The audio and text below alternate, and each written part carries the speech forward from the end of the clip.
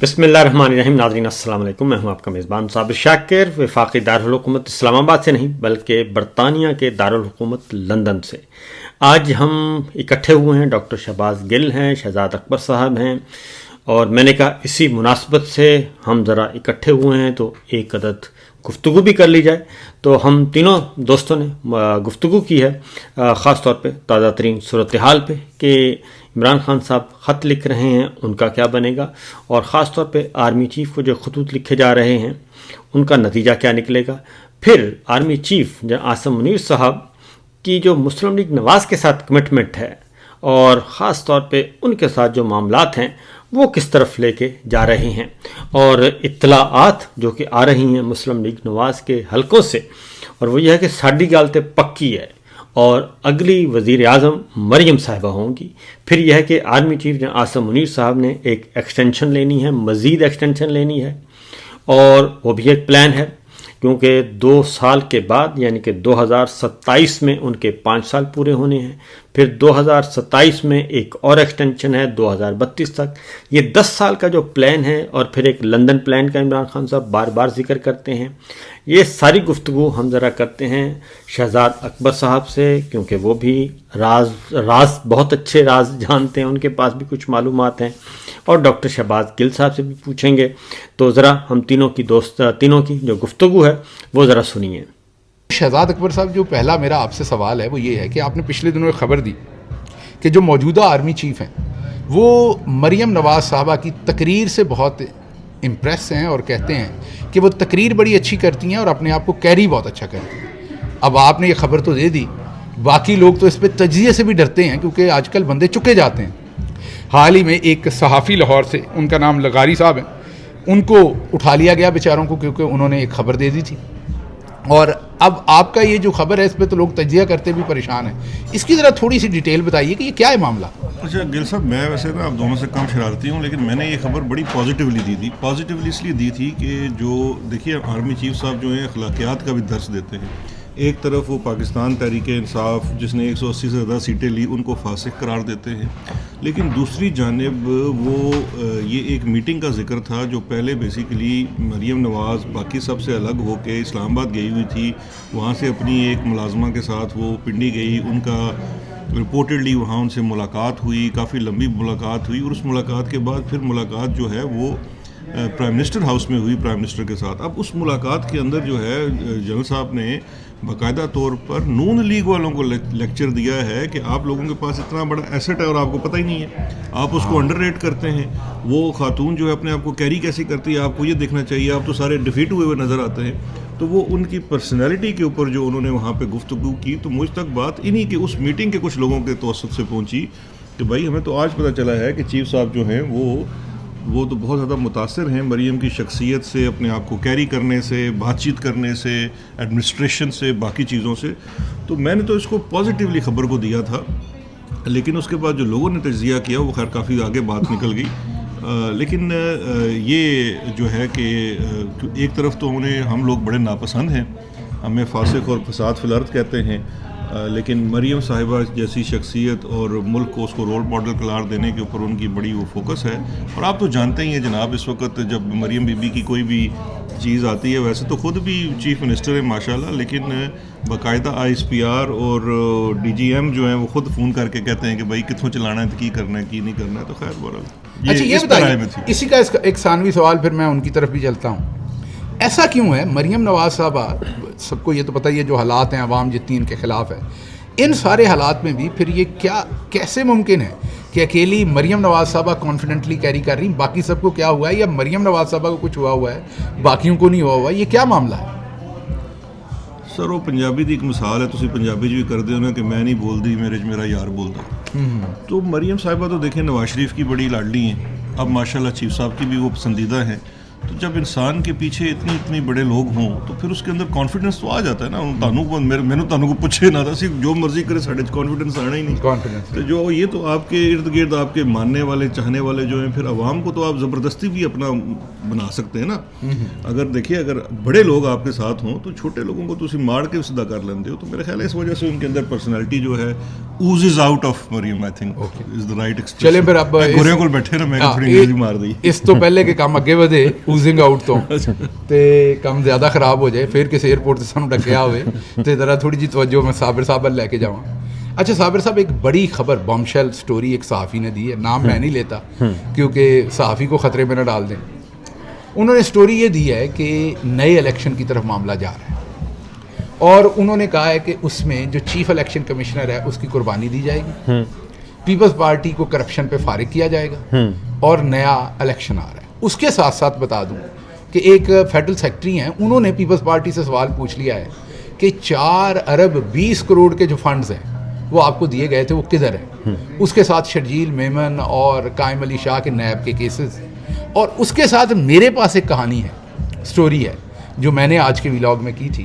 वो स्टोरी ये है कि अब इस तहरीक इंसाफ के कुछ लोगों को बुला के ये कहा जाएगा कि देखें इमरान खान को तो हमने लेना नहीं, वो तो ख़त्म हो गया काम. इमरान खान की हमने सारा कुछ करके देख लिया, आवाम नहीं छोड़ती.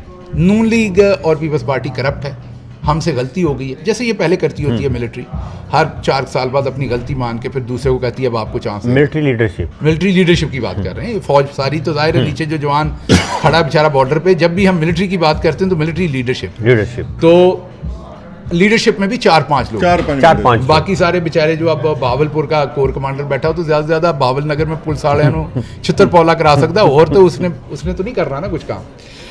तो अब सवाल मेरा आपसे ये है कि इन सारे माहौल में आप क्या देख रहे हैं, वाकई नए इलेक्शन की तरफ जा रहे हैं, मामला किस तरफ जा रहा है? उसमें एक तो जो पहले बात की है ना, जो मीटिंग हुई थी मरीम साहिबा की और आर्मी चीफ़ की, उसमें ये था कि जब ये ट्रंप वाला मामला हो गया, इलेक्शन जीत गए उधर अमेरिका में, तो एक दफ़ा तो सारे बैक फुट पे चले गए थे.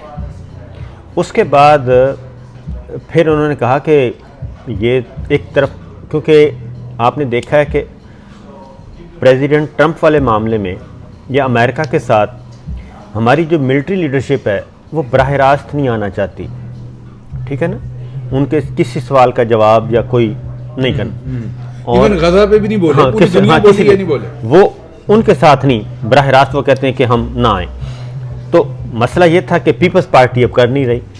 पीपल्स पार्टी भी आप देखें कि ट्रंप की नई ट्रंप इंतज़ामिया आई है, उसको वो नहीं कर रही, मज़ाहमत नहीं कर रही, ठीक है ना.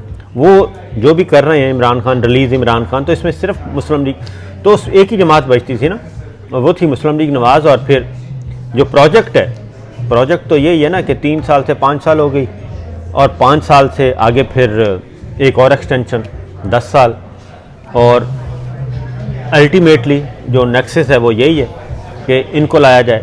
तो उस वक्त फिर ये था कि मरीम साहिबा गई कि जनाब, और वो मीटिंग इसलिए हुई थी कि हम मिलकर आप पॉलिटिकल नैरेटिव बनाएं, हम उसको आगे मीडिया में, फिर हमारा काम है मीडिया को मैनेज करना. तो वो उसके अगेंस्ट एक, फिर उसके बाद आपने देखा होगा फौरी तौर पे जावेद लतीफ़ साहब आ गए, तलाल चौधरी आ गए, राना सनाउल्लाह आ गए, ख्वाजा आसिफ साहब आ गए, ये सारे फिर उन्होंने किया, और जो रिचर्ड ग्रेनल को जवाब दे रहे थे सारे के सारे. तो ये था मामला. फिर यह कि अगला जो प्रोजेक्ट है वो ये है कि मरियम को प्राइम मिनिस्टर बनाना है, ठीक है ना, अगला प्रोजेक्ट ये है. अच्छा जी हाँ, ये सीरियस प्रोजेक्ट है. हाँ, सीरियस प्रोजेक्ट है ना. तो अगला है कि मरियम को प्राइम मिनिस्टर बनाना है, और उसी की वजह से ये 3 साल से 5 साल हुआ है. और आप अगर किसी खुशफहमी में मुब्तला हैं कि आपको इतनी आसानी से ये इलेक्शन मिल जाएगा, तो ये एक खुशफहमी है, क्योंकि अगर ये सारा कुछ मामूल के मुताबिक होता तो ये 26वीं गैर आइनी तरमीम ना होती. 26वीं गैर आइनी तरमीम के नतीजे में जुडिशरी, एक नई PCO जुडिशरी कायम ना की जाती, और उसके बाद फिर 3 से 5 साल ना होते, क्योंकि ये आखिरी साल था और नवंबर में जनरल साहब ने रिटायर होना था, और अब ये चले गए हैं 27 तक, और इलेक्शन जो है वो बनता है 28 में. तो इलेक्शन 27 में एक और एक्सटेंशन है. ये मैं वो बता रहा हूँ जो आपस की बातें हैं, पेपर की बातें बता रहा हूँ, प्रैक्टिकल को एक साइड पे रख दें. तो ایک ایکسٹینشن ملے گی, 28 میں پھر الیکشن ہوگا, صحیح ہے, ٹھیک ہے, 28 میں پھر آگے چل سو چل. تو لیکن یہ جو بھی میں نے کہا کہ الیکشن ہو رہا ہے یہ آپ کو 28 میں نظر آ رہا ہے؟ اچھا, اب یہ تو ہے نا, میں نے آپ کو پیپر ورک بتایا ہے, اب آ جائیں اب گراؤنڈ ریئلٹی پہ. اس کے درمیان پھر یہ آگے پریزیڈنٹ ٹرمپ, ڈیموکریٹس فارغ ہو گئے, جس کا کسی کو اندازہ نہیں تھا کہ ڈیموکریٹس فارغ ہو جائیں گے, کیونکہ سارے وہ ادھر ہی لگے ہوئے تھے, کیملا پہ ہی لگے تھے. تو اب یہ درمیان میں جو افتاد آن پڑی ہے نا, اس نے آ کے سارا اسکرپٹ خراب کر دی ہے, ٹھیک ہے جی.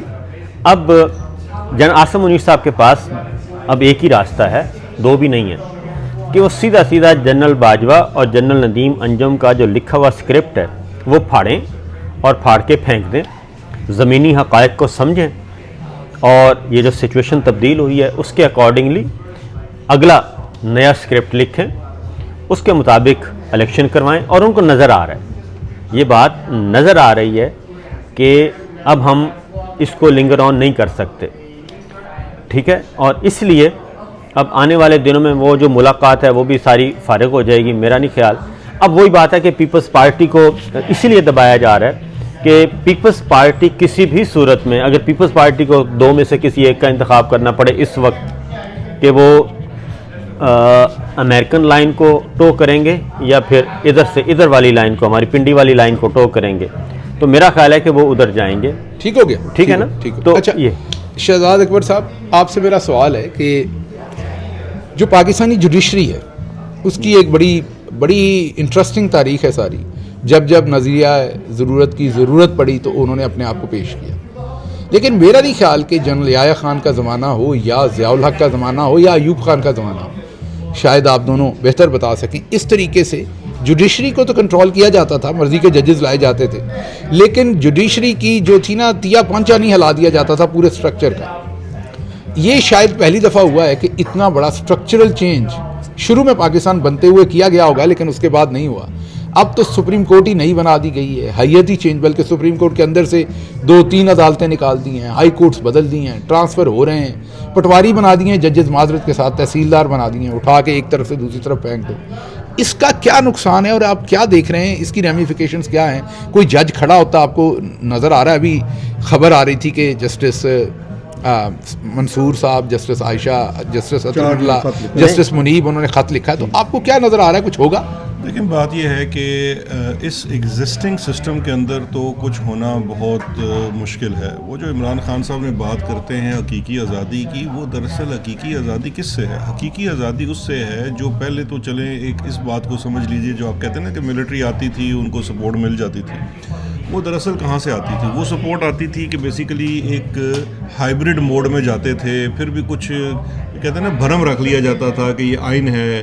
کوئی انہوں نے کام کرانا بھی ہوتا تھا کسی جج سے تو جج تو راضی کر لیتے تھے, لیکن 6 وکیل بٹھا کے کہتے تھے کوئی آپ کوئی اس کی توجہ ڈھونڈ لیں, کوئی لاجک بنا دیں, کوئی پریسیڈنٹ لیں. اب آ گیا ہے جو نظام دین کے ہاتھ میں, نظام ہی basically believes in force, power. ہم نے ان کے ساتھ کام بھی کیا ہوا ہے, پاور ڈاکٹرائن چل رہا ہے نا, power brute power, brute force, یہ ہمارے D G I S P R صاحب یوز کرتے ہیں اپنے اس کے ٹرمز کے اندر, بروٹ فورس. تو یہ جو اس وقت آپ 26ویں آئینی ترمیم دیکھ رہے ہیں, 26ویں آئینی ترمیم basically is the brute force of the state.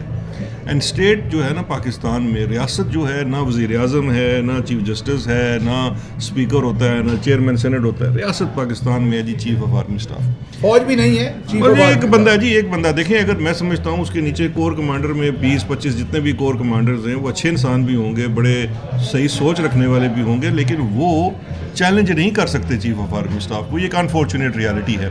تو اب وہ جو چونکہ اب وہ ان کی کہی ہوئی بات اور ان کا چلایا ہوا نظام ہی نظام ہے, اور اس نظام کی راہ میں جو بھی آئے گا اس کو ملیا میٹ کر دیا جائے گا. لیکن اس کا ایک بہت بڑا پرابلم ہے. وہ پرابلم وہ ہے جو اب میں مثال دینے لگا ہوں. ہمارے جناب اپوزیشن کے لیڈر ہیں مولانا فضل الرحمان صاحب, انہوں نے 3 دن پہلے, اور کسی میڈیا پہ نہیں چلائی گئی ان کی یہ پریس کانفرنس, سوشل میڈیا پہ چلی, جس پہ انہوں نے کہا کہ آج اگر بلوچستان میں رہنے والا بلوچ پاکستان سے علیحدگی کا اعلان کر دے, اور اگر وہ اعلان یہ کرے تو میرے پاس بطور ایک وفاق کے لیڈر ہونے کے, یا ایک مطلب چاروں صوبوں میں ان کی جماعت بھی موجود ہے, میرے پاس کوئی لاجک نہیں ہے, کوئی وجہ نہیں ہے, کوئی دلیل نہیں ہے کہ میں ان کو قائل کر سکوں کہ وہ اپنا یہ مطالبہ نہ کریں. یہ وہ بات کیوں کر رہا ہے؟ اسی بات کے پیرائے میں اگر آپ دیکھیے تو عمران خان صاحب کے 2 خط جو آپ نے دیکھیے عمران خان کیا کہہ رہا ہے کہ یہ جو فوج ہے یہ آپ نہیں جو اس وقت جس ڈگر پر آپ چل پڑے ہیں، مخاطب تو آرمی چیف ہے نا، کہ جس ڈگر پر آپ چل چکے ہیں اس سے ملک کی سالمیت خطرے میں آ گئی ہے، کیونکہ اس سے اب آپ جو ہے نا یہ جو ملک جڑا ہوا ہے بہت ساری چیزوں سے، وہ جس ایک آئین کے دھاگے سے بھی جڑا ہوا تھا اس کو بھی آپ نے پامال کر دیا، ایک لحاظ کا دھاگا تھا وہ بھی پامال کر دیا۔ آپ مجھے بتائیں، ہم تینوں بیٹھے ہوئے ہیں، میں جب اس ملک میں آیا 16 اپریل کو میں نے پاکستان چھوڑا 2022 کو، میں جب آیا تو مجھے لوگوں نے یہاں کہا کہ جی آپ بچوں کو بھی یہاں بلا لیجئے، بیوی بچے، تو میں ان کو یہاں بتاتا تھا، یہاں مجھے جو ہوم آفس والے بھی تھے یا باقی دیگر وکلا بھی کہتے تھے، تو میں کہتا تھا نہیں، ہمارے معاشرے میں عورتوں اور بچوں کو اور خاندان جو ہے محفوظ ہوتے ہیں۔ اس کے بعد ہم نے وہ نظام دیکھا پاکستان میں، نہ کوئی عورت محفوظ ہے، نہ کوئی خاندان محفوظ ہے، نہ چادر چار دیواری کا تحفظ ہے۔ ہم نے ماؤں کو جناب ان کے ہاتھوں ذلیل و رسوا ہوتے دیکھا، بہنوں کو، بیٹیوں کو۔ تو اس کے بعد جب آپ نے ایک اس ملک کا ایک جو ایک فائبر تھا وہ سوشل فائبر بھی ختم کر دیا، کانسٹیٹیوشنل لیگل فائبر بھی ختم، ہر چیز ختم ہو چکی ہے۔ تو اب اس چیز کے اندر دیکھیے، اب اگر 2-4 جج رہ بھی گئے ہیں تو وہ بھی میں سمجھتا ہوں کہ وہ ایک ہاری ہوئی جنگ لڑ رہے ہیں۔ سسٹم ری ہال ہونے کی ضرورت ہے اور نظام دین کو واپس اس کے نظام جو اصل میں اس کا کردار ہے اس میں جگڑنے کی ضرورت ہے۔ اب یہ کام صرف عوام کر سکتی ہے سر، یہ بات جو ہے نا یہ اب نہ کوئی ٹرمپ کرے گا، نہ گرینل نے کرنی ہے، نہ کسی اور نے کرنی ہے، یہ عوام اور اس کو جو لیڈ کرے گا، اور عوام کو اس وقت لیڈ تو صرف عمران خان ہی کرتا ہے۔ ان کی طاقت اسی وقت تک ہے جب تک انہوں نے عمران خان کو جھگڑا ہوا ہے، کیونکہ عوام جو ہے یا تو عوام اس کو چھڑائے گی یا وہ باہر آ کے عوام کو آزاد کرے گا۔ یہ وہ والا سسٹم ہو گیا ہے، فرعون سے جو ہے نا موسیٰ اور اس کی جو قوم ہے وہی کچھ آپس میں کرے گی، اور ہم تو اس میں ساتھ ہی دے سکتے ہیں۔ عمران خان صاحب نے پہلے ایک خط لکھا آرمی چیف کو، اس کا جواب اس طریقے سے ایک غیر منطقی قسم کا اور کوئی سیریس جواب نہیں دیا گیا۔ اب انہوں نے دوسرا کھلا خط لکھ دیا۔ آرمی چیف تو اس پہ جو کریں گے، جو ملٹری کی لیڈرشپ ہے جس میں اچھے لوگ بھی ہوں گے، بہت اچھے بھی، برے بھی، ہر طرح کے لوگ ہوتے ہیں، آپ کو کیا لگتا ہے ان دونوں خطوط کا کوئی وہاں پر اثر ہوگا، گفت و شنید ہوگی، یا کم از کم دل و دماغ کے اندر سوچ ہوگی؟ ایک مختصر جواب دیجیے۔ پہلے خط کا بھی اثر ہوا ہے، پہلے خط کا اچھا خاصا اثر ہوا ہے۔ پہلے خط کے فوراً بعد اگلے دن ہی کور کمانڈرز کانفرنس ہوئی ہے۔ کور کمانڈرز کانفرنس کا اعلامیہ پڑھ رہے ہیں، نہ اس میں 9 مئی ہے، نہ اس میں انتشاری ہے، نہ اس میں فسادی ہے، نہ فاسق ٹولہ ہے، نہ فسادی جماعت ہے، نہ مخصوص سیاسی جماعت ہے، اور نہ ہی وہ آپ کا ہے کوئی حوالہ دیا گیا اسلامی۔ تو اثر یہ نہ کہیں۔ دوسرا، یہ تو میڈیا کو کہا جا رہا ہے کہ آپ ذرا تھوڑا سا اس کو کریں جی، مذاق میں ڈال دیں، تو خط پہنچا بھی ہے، خط پڑھا بھی ہے، خط کا اثر بھی ہوا ہے، ورنہ تو اتنا کچھ نہ کروایا جاتا۔ ایک بات۔ دوسری بات ہے جو دوسرا خط ہے وہ بھی، اب پہلے خط میں کہا گیا 26 نومبر کا ذکر نہیں ہے، دوسرے خط میں 26 نومبر کا ذکر بھی آ گیا، اور دوسرے خط میں پھر 9 مئی بھی آ گیا، وہ سارا کچھ دوسرے خط میں خواتین کا ذکر بھی آ گیا۔ اور پھر اصل میں عمران خان کیا کر رہے ہیں؟ عمران خان ریکارڈ پہ چیزیں لے کے آ رہے ہیں، یہ تاریخ کے ریکارڈ میں لا رہے ہیں۔ وہ خط رپورٹ کہاں پہ ہو رہا ہے؟ وہ انٹرنیشنل میڈیا پہ ہو رہا ہے، وہ انٹرنیشنل ہیومن رائٹس آرگنائزیشنز کر رہی ہیں، ٹھیک ہے۔